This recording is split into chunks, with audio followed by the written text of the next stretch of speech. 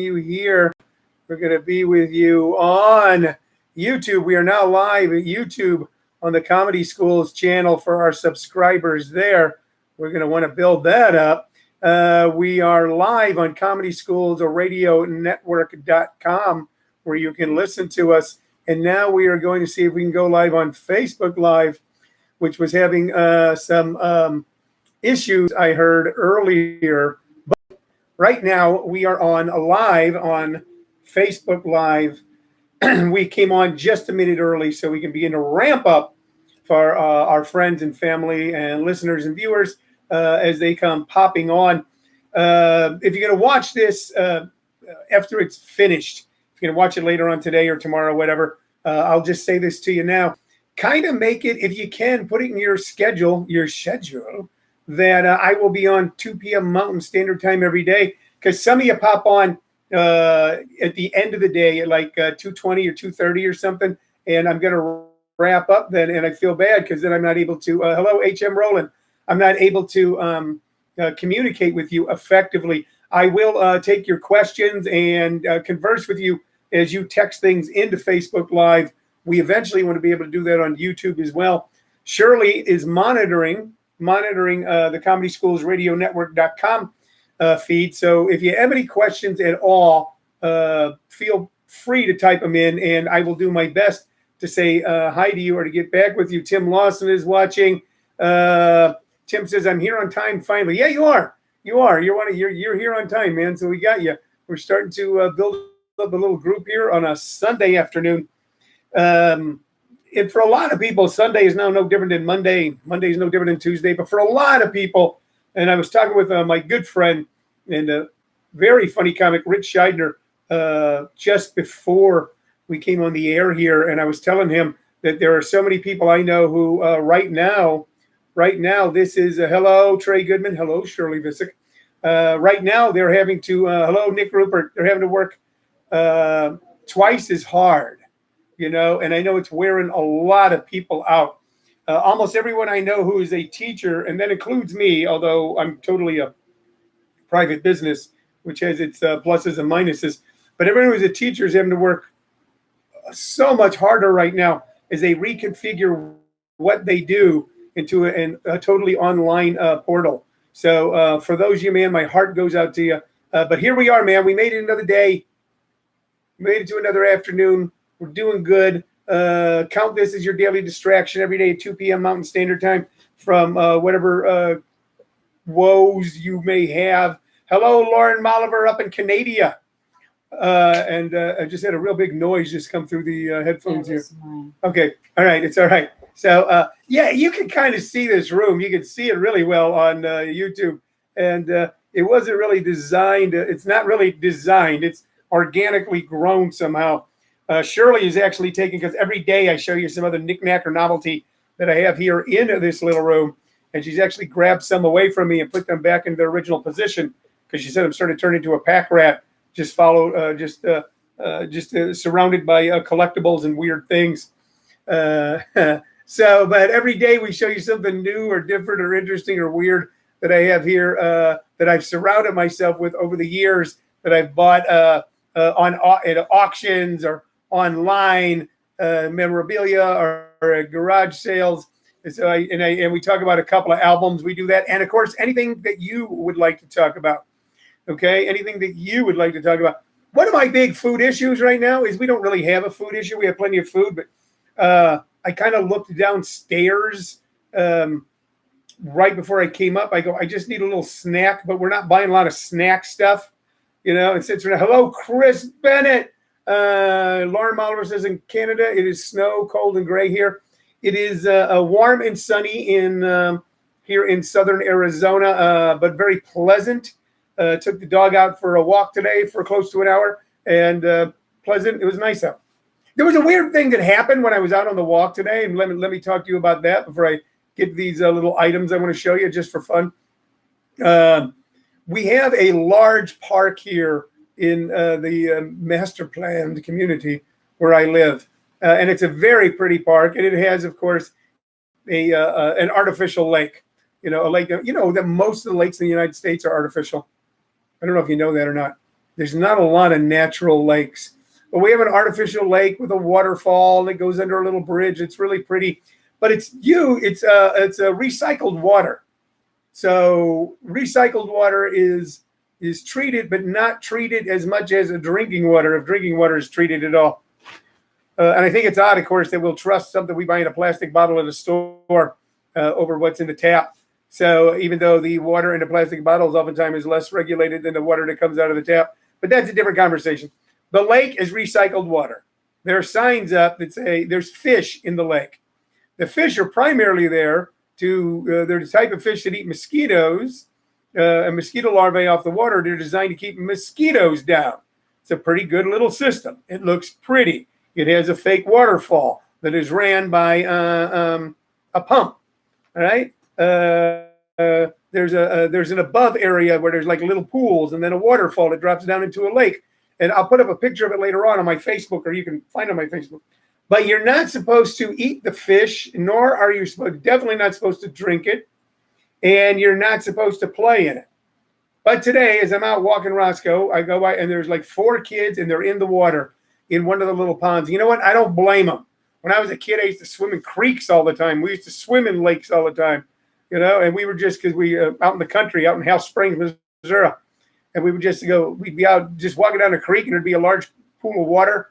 We go, let's just jump in it and swim. Let's just jump in and swim. Hello, Paul Navarra. You be well, too. How are things in New York, sir? How are you faring in New York? Please let us know what's going on there. Hello, Randy. Hello, David John. A couple of guys are on right now. Randy Ioma and David Van Winkle, who also goes by David John, will be doing a Zoom show with us April 17th. April 17th. If you would like to be in the audience for that show with us on Zoom, make sure you send me your email so that I can add you, so you'll be able to experience this. And I'm going to get back to what that show is going to look like in a minute. Anyway, these kids were swimming in the water, and I go, hey, you guys, it's dirty water. And I said, hey, you guys, that's dirty water. And they look at me and go, what? I go, it's dirty water. I go, it's poop water. And they all kind of look at me. I go, the water's not treated.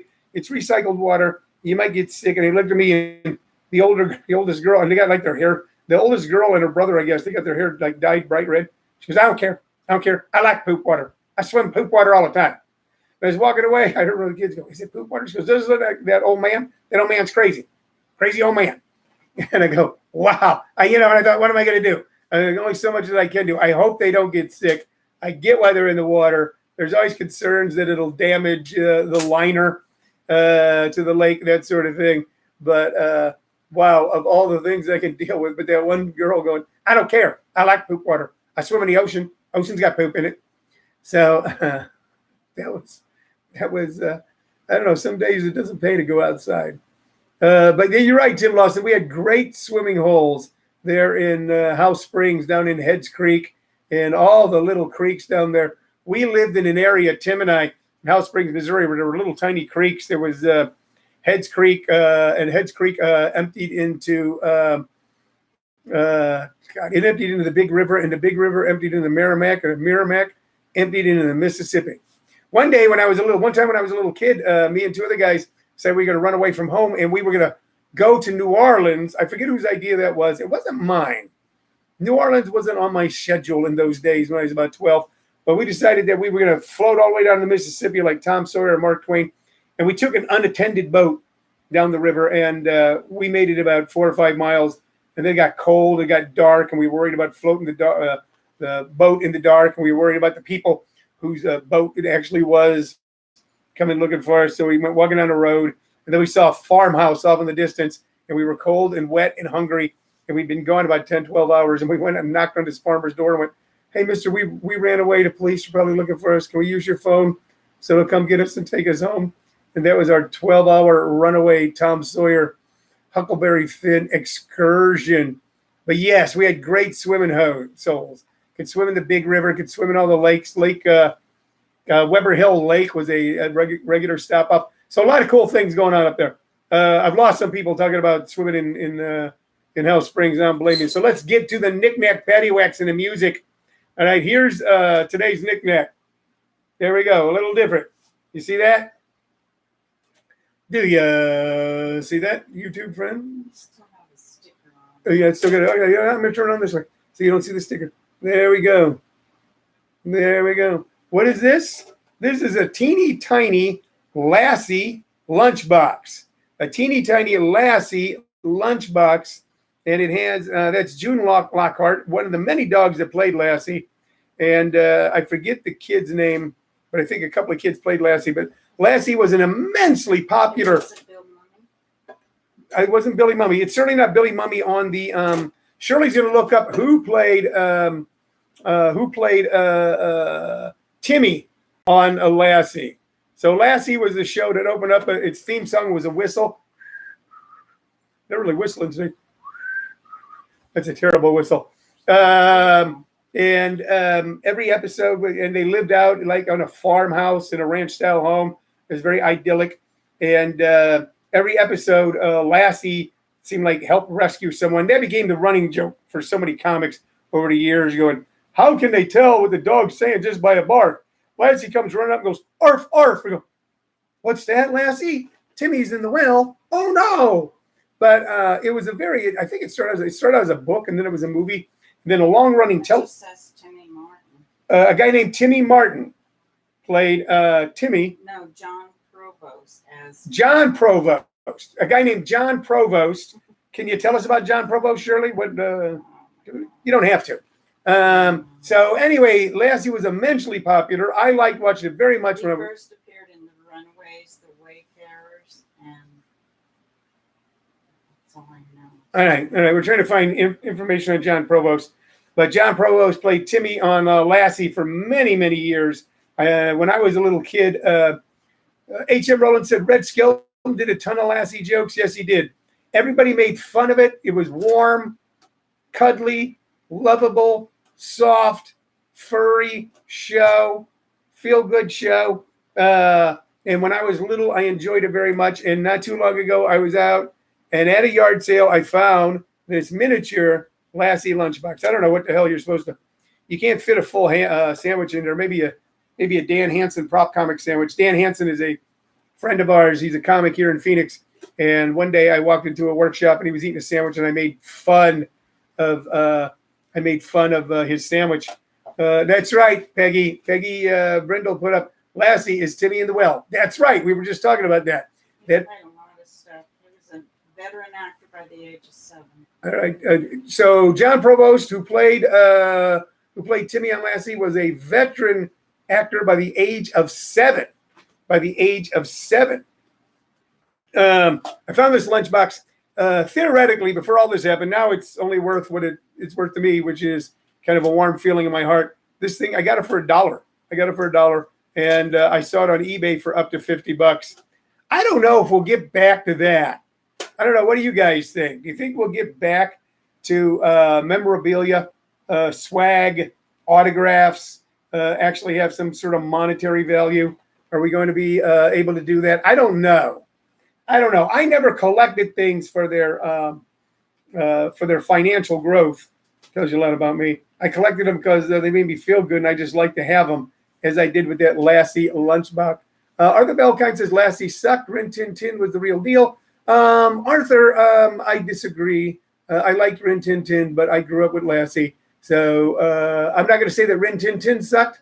Okay, if you liked it, fantastic. Okay, I like Lassie. I think we are at a point now as a society, Arthur, where we should just let people like what they like without interjecting our 2 cents on it. You know, so I know, like we were talking about this the other day. No matter what you do, someone's not going to like it. We were talking about Bob Dylan, and even with the incredible accomplishments musically and as a form of literature too, with his lyrics that he has achieved, there's a lot of people who don't like him. You know, so and that's fine. You don't like him. You know, I learned a long time ago as a kid. I've loved the Grateful Dead since I was a little boy, about 12, 13 years old. And they provoke strong reactions from a lot of people.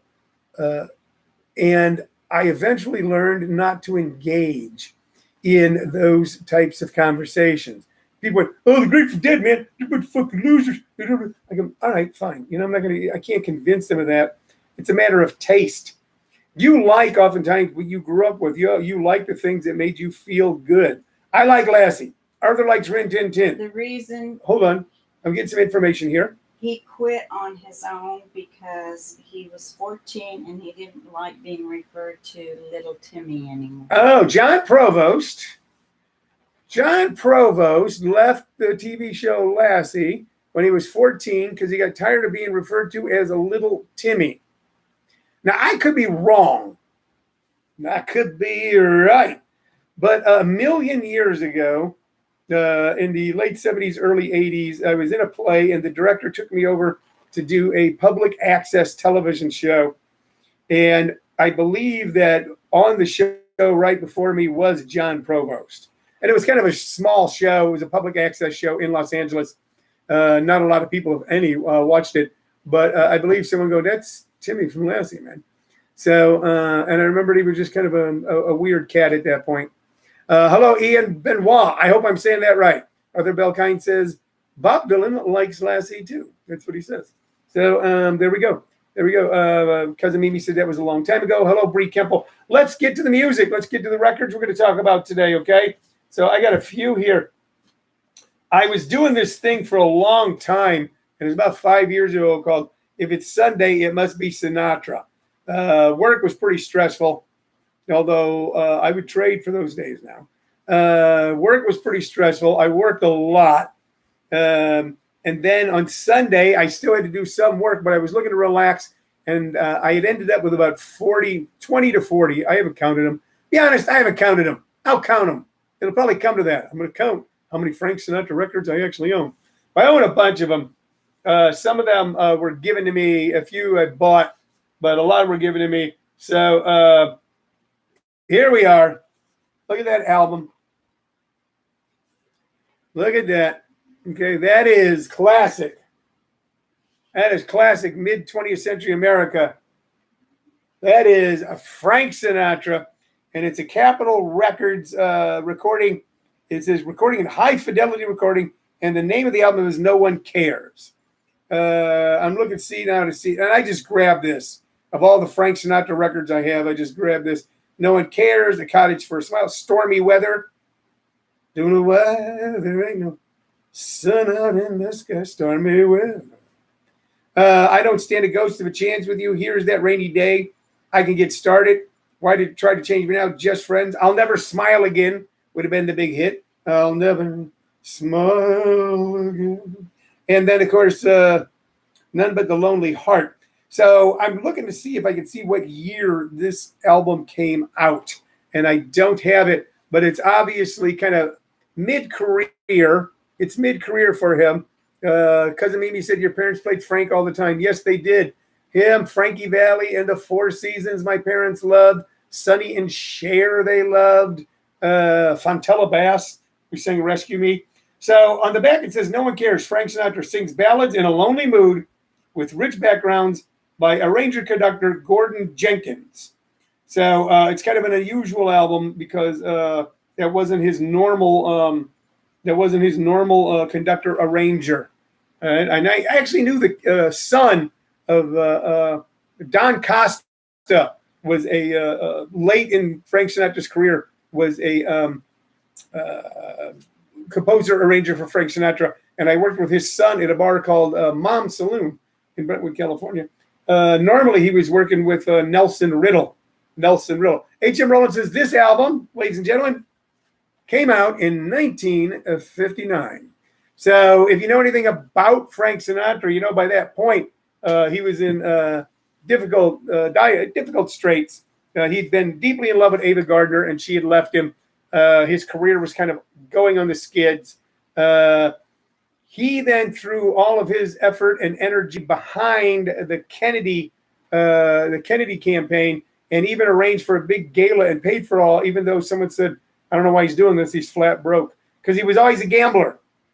Because he was the quintessential 20th century American. Incredible voice, sounds effortless when he sings. I encourage you, if you've never listened to Frank Sinatra, listen to Frank Sinatra. Start out, if you're going to Google or YouTube Frank Sinatra, you never listen. Start out with I've Got You Under My Skin, which is his version of a great old Cole Porter tune, and then go to Summer Wind. It was a very good year. The list goes on and on. You can get into his later career, which sounds like Something Stupid. I don't know if I've already mentioned World on a String. Sitting on a Rainbow. Got that string around my finger. What a world, what a life. I'm in love. Not very political ever in any of his stuff. Started out in the 40s as a singer for Harry James, and I didn't think Tommy Dorsey, and then went on his own. The story always was, if you know the movie The Godfather, that the singer in The Godfather, that character and the situation that takes place is based on Frank Sinatra. Frank always denied it.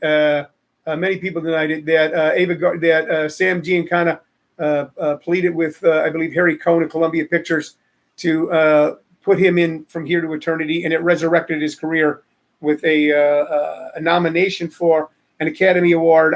I don't know if anybody remembers if he got the Academy Award. The other story is that Ava Gardner, who was at the top of her game at the time, went to the head of the studio and goes, please put him in the movie. He's driving me nuts. But it resurrected his career. And then, of course, in the 60s, he became 60s, the 70s, the 80s, the legendary Frank Sinatra. At one point in the 40s, he was made fun of by older people the way Justin Bieber is today. So next album we got that we're going to talk about right here. This is a little, we're going to go with this. And this is not an album cover. This is an inner sleeve. It's just an inner sleeve because I don't have the album cover to this. But this, ladies and gentlemen, is the inner sleeve for the incredible double-sided album, Exile on Main Street by the Rolling Stones. So we've gone from Frank Sinatra to the Rolling Stones. This is side 3 and 4. Side 3 and 4 has Happy, which is I Need Love to Keep Me Happy, Turd on the Run, Ventilator Blues, I Just Want to See His Face, Let It Loose. Side 4 has All Down the Line, Stop Breaking Down, Shine a Light, and Soul Survivor. If you are hold on, we got a sidebar here. This day in 1923, Louis Armstrong recorded his first tune, the first jazz recording as well, in Richmond, Indiana, 5 miles from my house. It was Chimes Blues on the Get It label trivia. Yeah. You know, I read something about that today, but today was the first day Louis Armstrong ever recorded anything. What a fabled career there. Thank you for that, HM. Getting back to the Stones. This is the album. Once again, this album too came out at a time when the Rolling Stones were at a crossroads. The reason that these albums called Exile on Main Street, they literally had to move out of England because they were so far behind in taxes. They'd had a terrible manager who had stolen all their money. Once again, almost flat broke, and then put out the album that then defined them for the rest of their career and put them back on top. It took them from the sort of 60s teen idol power pop phenomena they were, even though they was always kind of a dark, edgy band as opposed to the Beatles. But all those like number one top 10 hits to being the kings of album-oriented rock. So Exile on Main Street in 1972 or 73, and I forget which year. Some year I think it's 71, but more likely 72 or 73. The Rolling Stones came to St. Louis, Missouri, supporting this album. First show immediately sold out, no chance of getting tickets. And then they added a second afternoon show, and I snagged two tickets to see the Rolling Stones. And I took my my beloved younger brother Jerry with me. So we got to go see the Rolling Stones. Their opening act was none other than Stevie Wonder, and it was a concert that I'll never forget. First, I was a little bummed because they weren't playing Satisfaction and they weren't playing any of those hits. But they played Tumblin' Dice, which is a big hit from Exile on Main Street. It's still one of my favorite songs to this day. For many years, it was my walk-on music as a comic, because it's got that great riff on the guitar, that bend of the strings, and then that snare drum hit. So I saw them in support of this album with Stevie Wonder as their opening act. And I took my brother Jerry, and to this day, it is something that he and I still talk about and remember from our childhood, something that will always stay with us. So those are two albums. I show you these albums. I show you the trivia stuff in case any of it grabs your attention and you want to talk about it. But I also show you these albums so that if you've never listened to any of this music before, if it's, if it just wasn't your thing, or if you're younger and you're going, that was my parents' music. I felt that way about people like Frank Sinatra. I felt that way about Jerry Lee Lewis and Little Richard. And I felt that way about Hank Williams. And I felt that way about, and when I got older, I began to delve into these artists, who were like before my time, or artists I hadn't paid attention to, and found much, much, much musical love. So if you never listened before, check them out. Check out Exile on Main Street.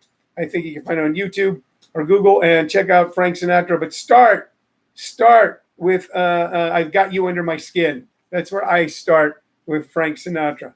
All right. Okay. If nobody has anything they want to talk about, you're all here. We're all saying hi and stuff. I love each and every one of you. Glad you joined me today. We do this every day at 2 p.m. Mountain Standard Time. So if you're looking for your daily distraction from everything that's going on in the world, if you're looking to be able to breathe a little bit, come on here. And if you're on Facebook Live, shoot me a question or make a comment. I'd be glad to join you and have an exchange with you. Okay, that's it. I'm going to wrap up today. You know what I'm going to do now? I'm going to have a little lunch, and I'm going to do a little yard work. That's what I'm going to do. Have a little lunch, do a little yard work. By the way, if you ever thought about doing a workshop, now just might be the time. And right as we're leaving, Eric Snyder pops on. Hello, Eric. We were just talking about Frank Sinatra, and we talked about Tano Costa, who worked with you and I at Mom's Saloon in the 80s. But I got to go now, Eric. So please try to come on at 2 p.m. so that you, let's see, Cousin Mimi says, you and Shirley stay well. That's the thing, guys. Tune in at 2 p.m., only 30 minutes, 2 to 2:30. Okay, and then we roll out. Okay, I got to have lunch. I got to do yard work. I got to do things. Shirley and I are hanging in. We're creating new joys in our new reality. That's what you want to do.